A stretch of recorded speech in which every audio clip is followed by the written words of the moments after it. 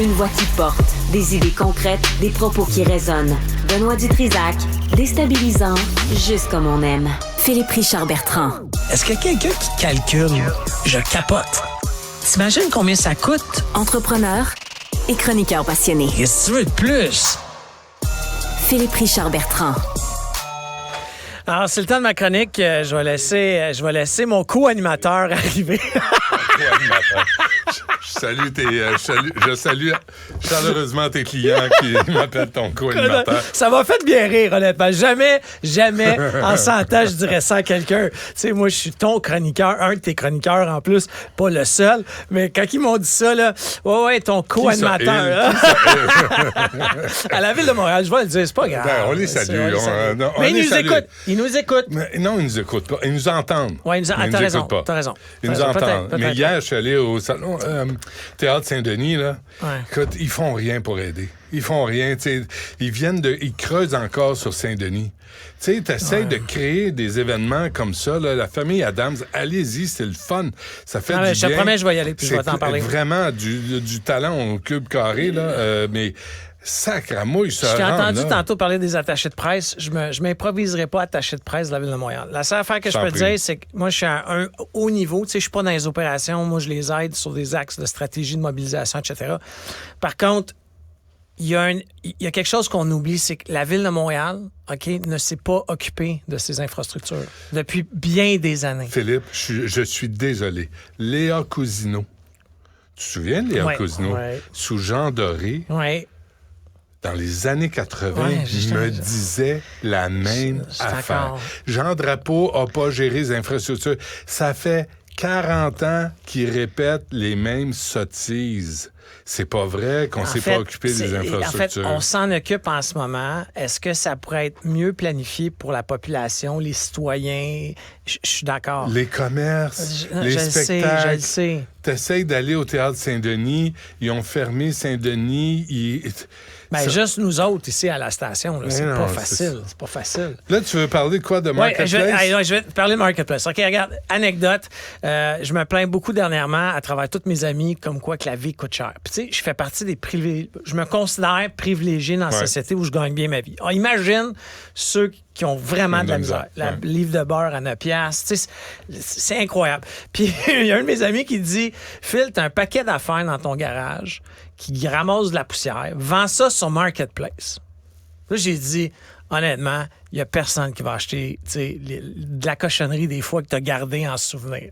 Puis il dit, Philippe, tu serais étonné. Puis là, j'ai relié mes manches, j'en ai fait une activité avec mon garçon, il fait 14 ans, j'ai dit, tu vas m'aider, on va prendre des photos, etc. Puis là, je suis allé voir sur Marketplace, les gens prennent des bonnes photos, les descriptions sont amusantes, etc. Puis je me suis mis à vendre des affaires, OK?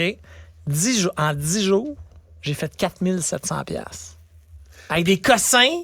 Mais pas de la cochonnerie, là. Non, mais des trucs en bon état. Non, en bon état. Mais tu sais, je vais te donner un exemple. J'avais une petite chaise en bois d'enfant là, de 2-3 ans. Tu sais, une petite chambre de berçante que j'avais eu en cadeau de quelqu'un, sûrement la naissance de mon garçon Noah. Il était marqué Noah en peinture sur la chaise. J'ai dit, je vais jamais vendre ça. Je l'ai essayé. Combien? 35 $. Ça s'est vendu? Oui. Écoute, la personne a dit, moi, je suis manuel, je vais te sabler ça, je vais en Ville-Noire. Belle petite chaise en bois. Certain. Tu sais quoi l'item qui a le plus pogné? 35 demandes pour ma table de ping-pong. Ben oui. Écoute, il y a 2 jours, j'ai fermé les notifications de mon téléphone tellement que c'était agressant. Ping-pong, tout le temps. Mais nous, on déménage, là, puis on est là-dedans, puis Mme Dutrisac, mais si tu le donnes, les gens te demandent d'aller leur livrer. Non! Tu donnes rien, mais nous, là, à 10 20 hey, 4700 $, encore une fois, pour un paquet d'affaires, table de ping-pong, rack à vélo. C'est bon pour l'environnement aussi. Ben oui! Puis deuxièmement, tu sais, honnêtement, là, si t'es serré en ce moment, fais le tour. Honnêtement, là, des chandails, Nike, mais tu sais, propre encore. Tu sais, j'ai juste essayé d'enfant. J'ai vendu ça, là.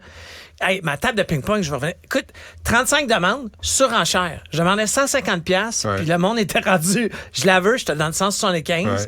Puis là, j'avais donné mon hockey à une personne qui est finalement venue, etc. Mais il y a eu une surenchère. Alors, tu sais, mon expérience avec ça, là, c'est que si vous vivez des moments difficiles, allez voir honnêtement dans votre remise, votre garde-robe. Tout item.